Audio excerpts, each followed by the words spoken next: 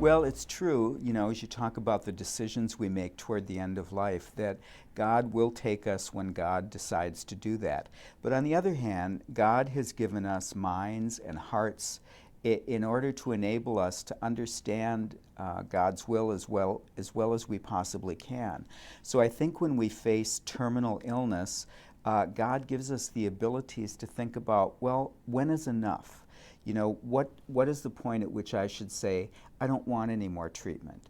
And if you look at it from a positive perspective, it can also be a way in which the patient says, okay, it's time for me now to prepare for my death, which I think is exactly what the Ars Moriendi literature many centuries did, that it helped the patient prepare for dying and to think about what this meant from a spiritual perspective. Patients always have the right to make decisions about their own health care. And even if they're decisions that I might not make, a patient can always say, this is enough for me. And I think we need to help them do that. Some people think that there's a book out there that's got a list of ordinary means on one hand and extraordinary on the other. But what that really means is that we make a decision about whether a treatment is ordinary or morally obligatory, in other words, something we should undergo, on the basis of a calculation of burdens and benefits. And you look at the treatment, you look at the possible benefit that you might get from it, you look at the possible burdens of it, which include pain, which include cost, inconvenience, and you balance it out. And patients have to make that decision themselves. It's always from the patient's perspective. Sometimes others have to make it for you, but even then, it has to be from your perspective rather than anybody else's. It's a highly subjective calculation, and it changes. Somebody at my age and in relatively good health may make that benefit of burdens and benefits that calculation of burdens and benefits differently than I would if I were 20 years older and had multiple chronic illnesses. So that calculation can change as well. But it's the fundamental discernment that we go through as we face serious illness.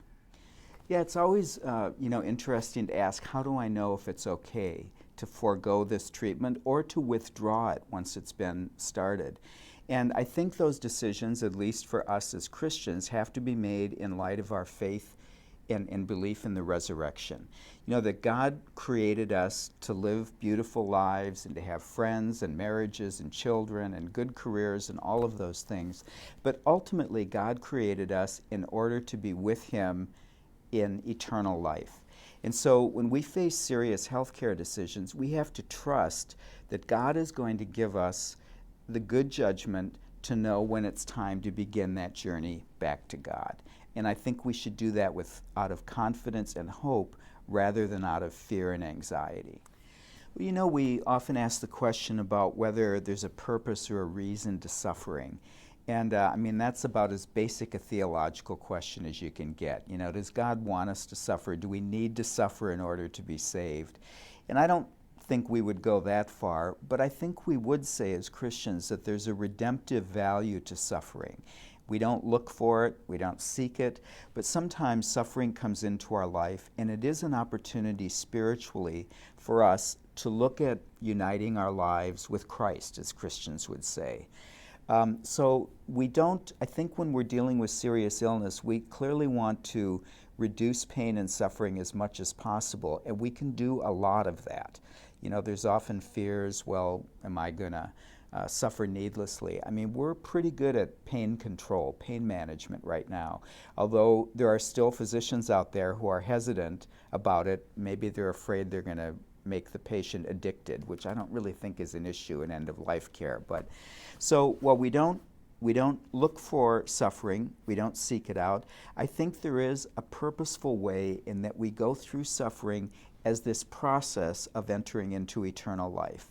It's going to be so different from what we exist now or what we live now that we could say, well, all right, this is part of my transition into the life of God. And it's not a totally bad thing.